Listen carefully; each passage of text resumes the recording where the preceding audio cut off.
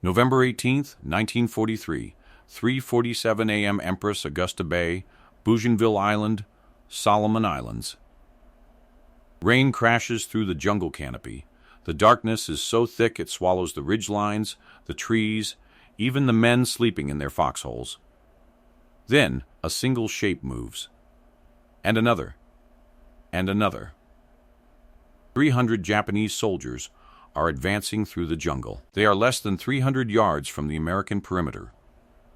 If they break through, an entire section of the line could collapse before sunrise.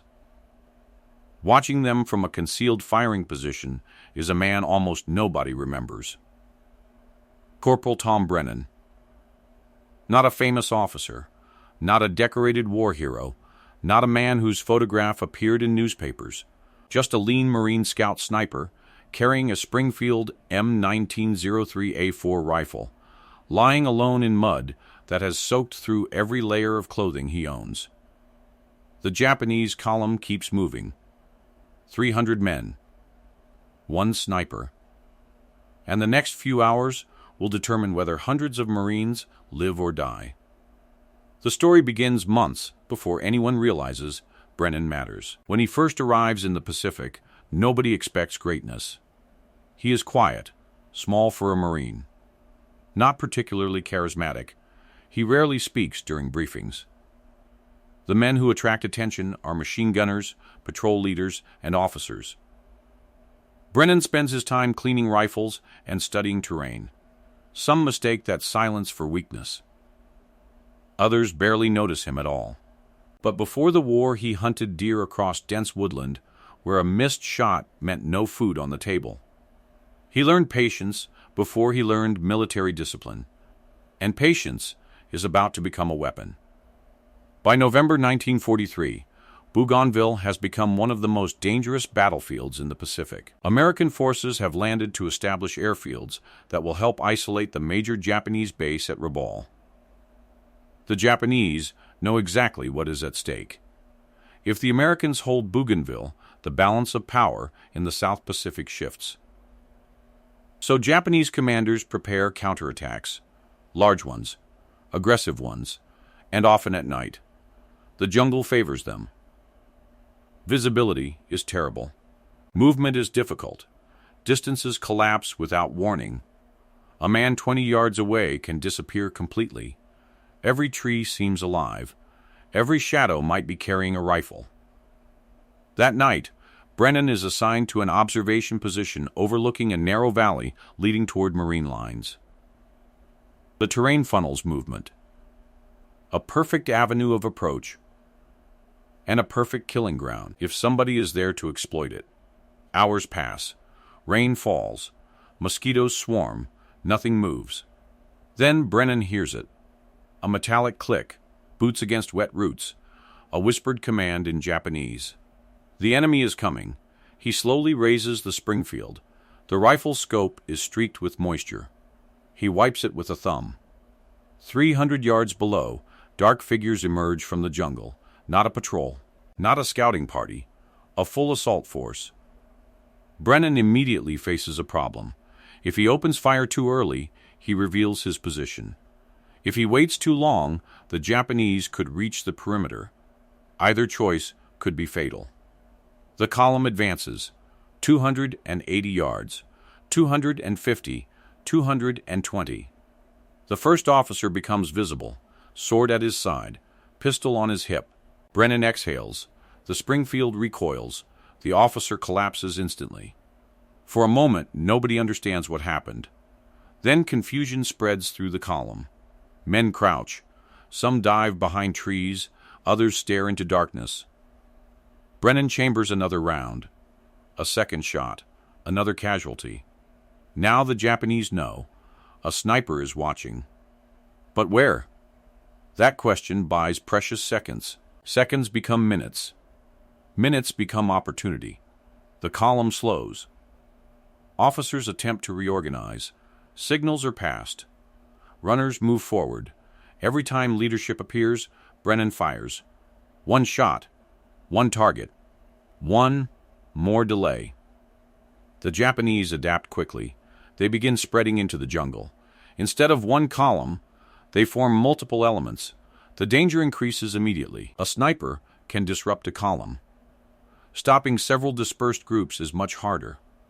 Brennan realizes something alarming. If the enemy fans out completely, they could surround his position. He has two choices: stay hidden and risk encirclement, or relocate and risk detection. The jungle waits. Rain pounds leaves overhead. Finally, he chooses movement. Slowly, carefully, he crawls 20 yards through mud, then 30 more. Every branch threatens to snap. Every sound could expose him. Behind him, Japanese soldiers begin probing toward his previous position. They are hunting him now. The hunter has become the hunted. Brennan reaches a new firing point overlooking a different section of the valley. The enemy emerges again, this time closer. 200 yards. He fires. A soldier falls. Another. The attack stalls once more. But now, Japanese machine gunners respond. Type 96 light machine guns open fire into the darkness. Tracer rounds slash through rain. Branches explode above his head. Wood splinters shower his face. He presses himself into the mud. The machine gun fire continues. Long bursts. Sweeping patterns. Blind but dangerous. One burst cuts directly across his former position. Had he waited 30 seconds longer, he would already be dead. The Japanese push forward again, 150 yards. Marine positions ahead remain unaware of how close the enemy has come. Telephone lines have failed. Radio communication is unreliable. Brennan is effectively alone. If he cannot delay the assault, nobody else can. The Japanese commander changes tactics. Instead of advancing continuously, groups begin leapfrogging through cover. One team moves. Another provides security. Then they switch. The method works. Slowly, steadily, the enemy closes the distance. 120 yards. 100. 90. Brennan knows a terrifying truth. At these ranges, one lucky observer could spot muzzle flash. One lucky rifleman could end everything. He starts changing firing positions after every shot. 5 yards. 10 yards. 15. Never staying still. Never becoming predictable. The movement exhausts him. His uniform is soaked. His hands tremble from fatigue. But the Japanese keep losing momentum. Every casualty creates uncertainty. Every uncertainty creates hesitation, and hesitation is exactly what the Marines behind him need. Then another problem emerges, a larger one. The Japanese split again, this time into 3 separate assault elements. If all 3 attack simultaneously, no sniper can stop them. Brennan studies the terrain. One group is moving toward a steep ravine, another toward dense bamboo. The third remains in the valley. He makes a decision. Ignore 2 groups. Focus entirely on the valley force. It sounds insane, but it is the only option. The valley group controls the easiest route to the perimeter. If it stops, the others may hesitate. The gamble must work. The rifle cracks again. An officer drops. Then another. Then a radio operator. Momentum disappears. The valley force halts. Exactly as Brennan hoped. And now, uncertainty infects the entire assault. The bamboo group slows. The ravine group pauses. Nobody knows what is happening. Nobody wants to move first. Minutes pass. Then, more minutes. The attack begins unraveling. Japanese leaders attempt to restore order. But every attempt draws Brennan's attention. Every visible leader becomes a target. The sniper is not destroying the assault physically. He is destroying it psychologically. The effect spreads faster than bullets. By dawn, the battlefield is transformed. Fog drifts through shattered jungle. Rain eases. Bodies mark the routes of advance. The Japanese force that had approached Marine lines during darkness is no longer attacking. It is withdrawing. Slowly, cautiously, looking over its shoulder. Brennan watches through the scope. He can scarcely believe it. 300 soldiers had entered the valley. The attack never reached its objective. Not because of artillery, not because of tanks, not because of overwhelming numbers, because one Marine forced an entire assault force to believe danger waited behind every tree. But the battle is not over. Japanese mortars suddenly begin falling around his position. Someone has finally estimated his location. The first round lands 50 yards away. The second lands 20. The third throws mud across his face. The jungle erupts with explosions. He must move immediately. Brennan grabs his rifle and crawls downslope. Another mortar detonates behind him. Then another. Fragments tear through leaves overhead. The Japanese are trying to erase the ghost who delayed them all night. For several minutes, survival becomes his only mission. No shooting. No observation. Just movement.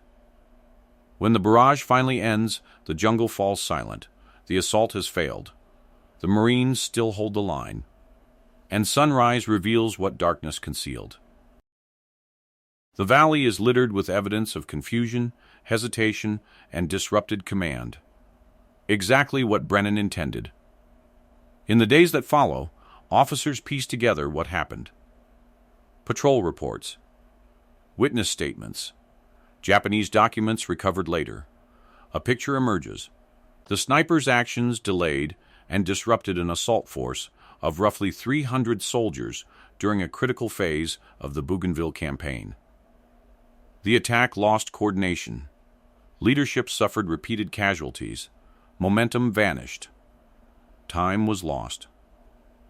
And on a battlefield where minutes often determine victory or defeat, that delay mattered. Yet Brennan receives little attention. No newspaper headlines, no famous photographs. The Pacific War is full of larger battles, bigger landings, more dramatic victories. His story slips into the background. Years pass. Decades pass. The jungle grows over old firing positions. The foxholes disappear. The battlefield becomes quiet again. But military historians studying small unit combat keep encountering the same lesson. A single soldier in the right place can influence events far beyond his numbers. Not through luck, not through mythology, through patience, discipline, and decisions made under impossible pressure. Some heroes charge machine gun nests, some led battalions, and some spend an entire night alone in the rain, forcing hundreds of enemy soldiers to question every step forward. On Bougainville, before dawn broke over the Solomon Islands, one overlooked Marine sniper turned uncertainty into a weapon. 300 Japanese soldiers entered the jungle expecting to overwhelm a position. Instead, they found an invisible opponent who never allowed them certainty. And sometimes, in war, certainty is the first thing that dies. Long before the shooting stops, long before the battle ends, and long before history remembers who was there.